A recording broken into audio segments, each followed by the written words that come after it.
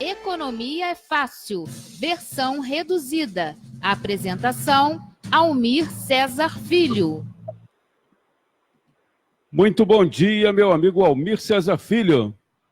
Olá, Antônio de Pádua Figueiredo. Olá, amigos. Olá, amigas. Satisfação voltar a falar com vocês na Web Rádio Censura Livre, www.clwebradio.com, também pelos aplicativos de rádio online como Rádio Radionet e, é claro, o aplicativo exclusivo também baixado lá na Play Store. Oportunidade para conversar com vocês, comentando e decifrando os destaques do noticiário econômico do dia.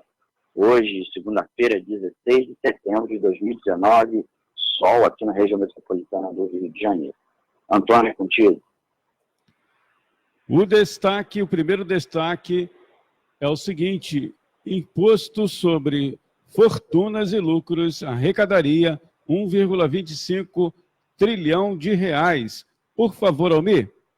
Antônio, o final de semana ainda prossegue no noticiário, especialmente no noticiário especializado em economia, os debates sobre a reforma tributária, que é a proposta, a nova rodada de reformas neoliberais que o governo Jair Bolsonaro e a sua equipe econômica, comandada pelo super-ministro da Economia, o banqueiro Paulo Guedes, pretendem aplicar na economia brasileira.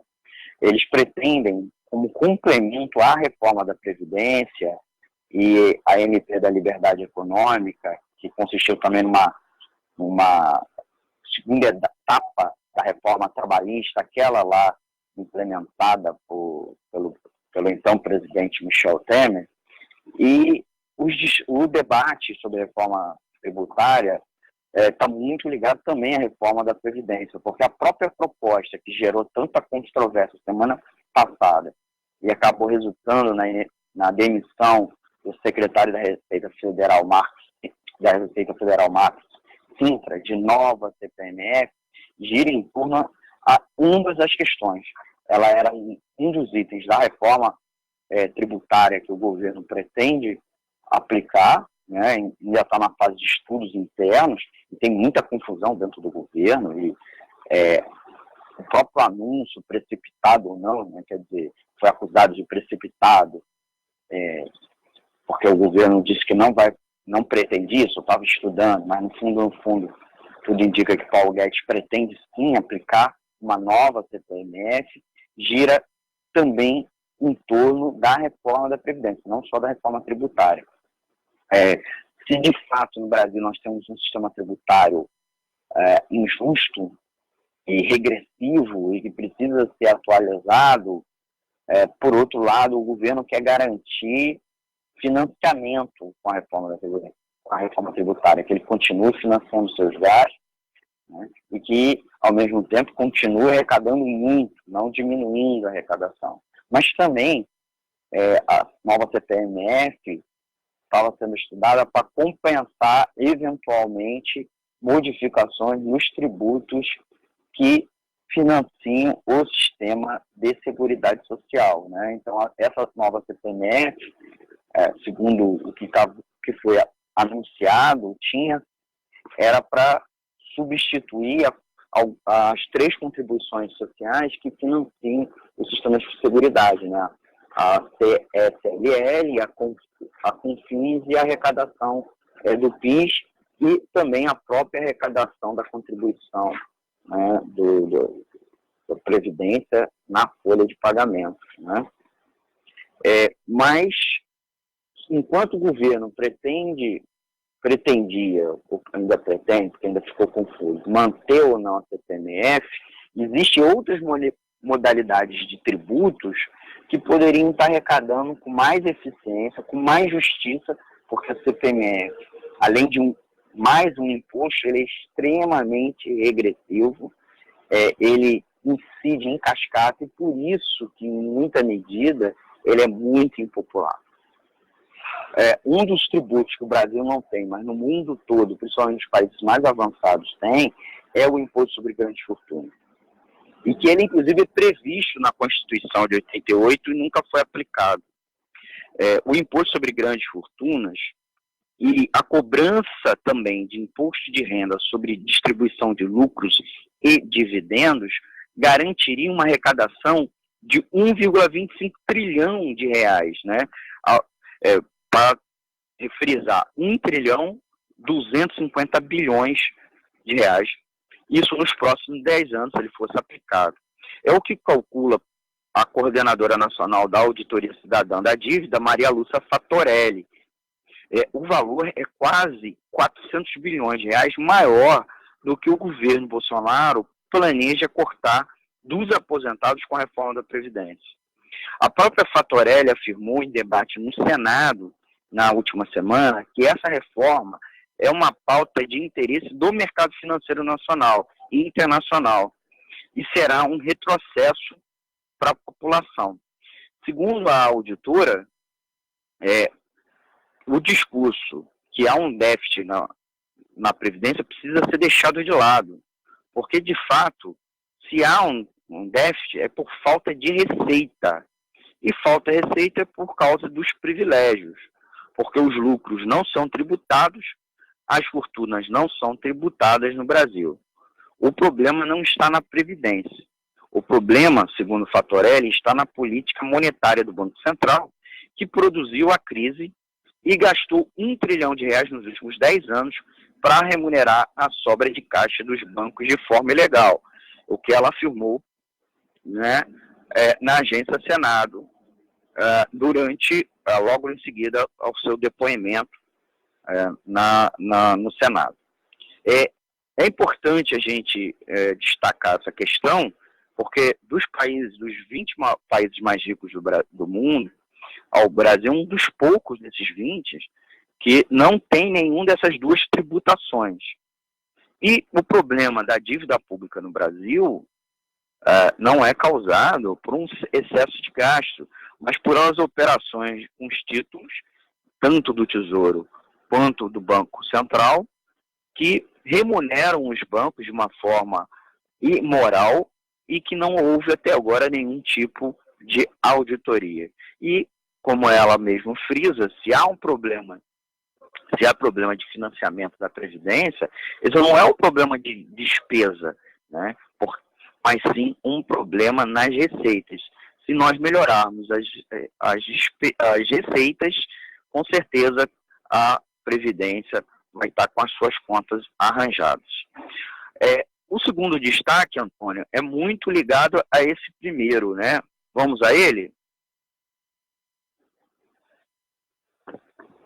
Vamos sim ao segundo destaque aqui com o Almir Cesar Filho no quadro Economia Fácil versão reduzida. Especialista mostra que planilha do governo sobre previdência é fake. Por favor, Almir. Antônio, esse foi uma outra notícia aí que caiu no final de semana e é importante a gente conversar com vocês. Se de fato os últimos dias ainda envolve os desdobramentos da CPMF, e é importante também a gente acrescentar aqui para os nossos ouvintes que há uma discussão sobre que o governo, na verdade, não tem um plano B sobre CPMF, apesar de Bolsonaro ter demitido o secretário da Receita Federal e o ministro da Economia ter desmentido, parece que não tem uma outra proposta.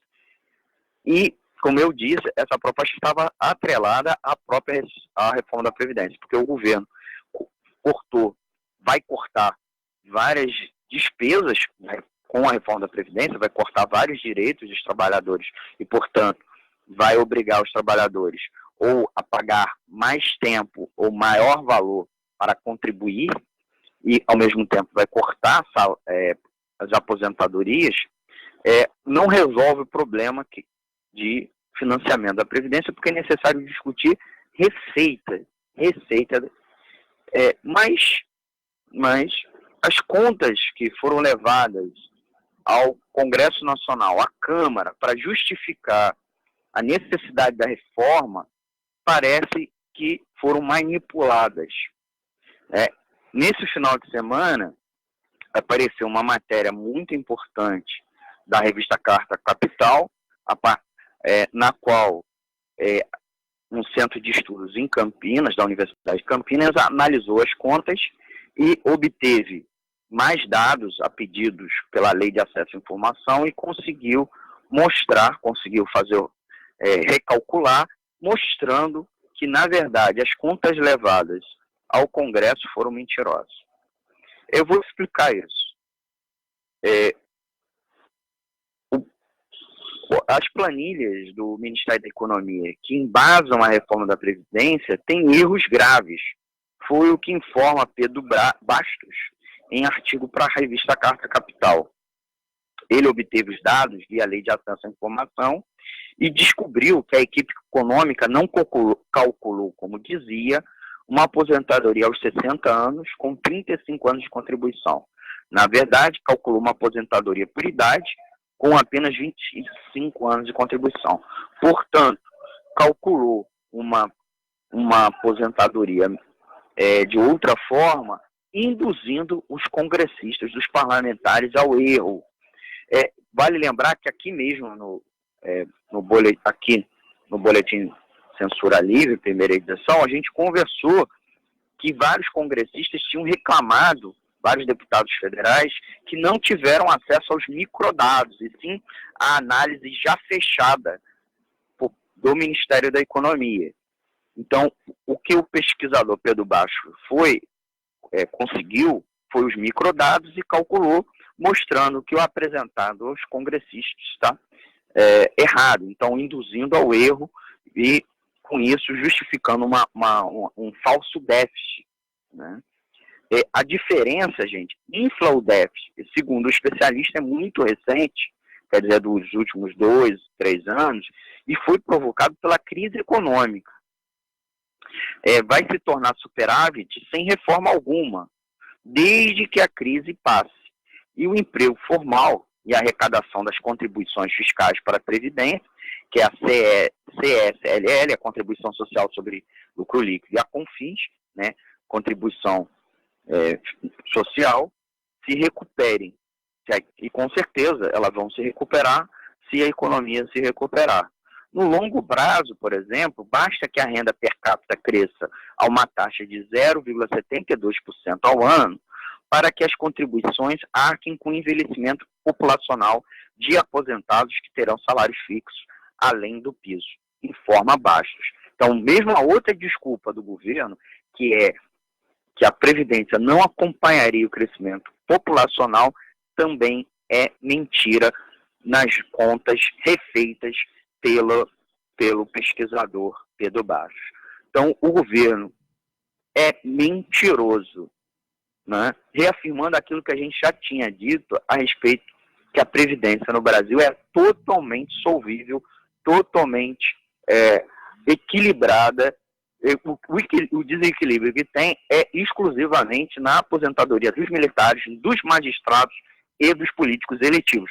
Curiosamente, os 3 segmentos que a reforma da Previdência de Jair Bolsonaro e Paulo Guedes não vão afetar. Então, a Previdência é ruim para o país e não resolve um problema que ela se propõe. Na verdade, o problema nem existe. O objetivo por trás dela é simplesmente dar lucro aos banqueiros, tanto com a privatização do sistema, quanto também gerando receitas extras para que sejam transferidas do orçamento para o pagamento da dívida pública. Então, Antônio, o que nós vamos ter é mais uma reforma neoliberal que prejudica o trabalhador, ao invés de beneficiar o trabalhador, gerando aumento da atividade econômica e contratação de empregos. Antônio, é contigo no estúdio. Só registrando aqui, Almir, a audiência, a gente sabe que a audiência de emissoras de rádio é bastante rotativa, e principalmente a web, né? Deise Alvarenga está na escuta e o Laércio Silva também, a gente agradece aí, e as pessoas também que estão acompanhando através dos aplicativos e também do nosso site. Um ótimo dia para você, Almir. Muito obrigado. Uma boa semana. Boa semana, Antônio. Muito obrigado. Eu peço sempre aos nossos ouvintes que estiverem nos assistindo pela live no Facebook, darem um like e curtir.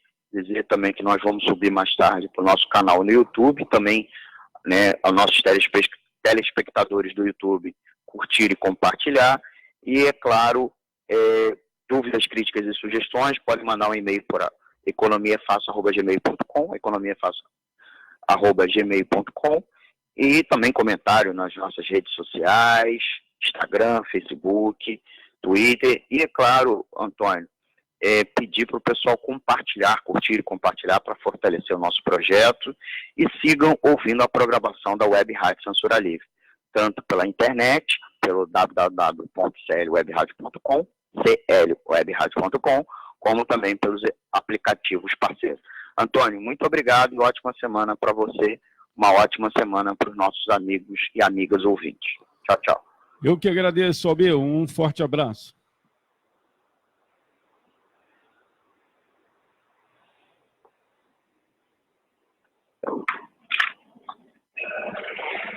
Economia é Fácil, versão reduzida. Apresentação, Almir Cesar Filho.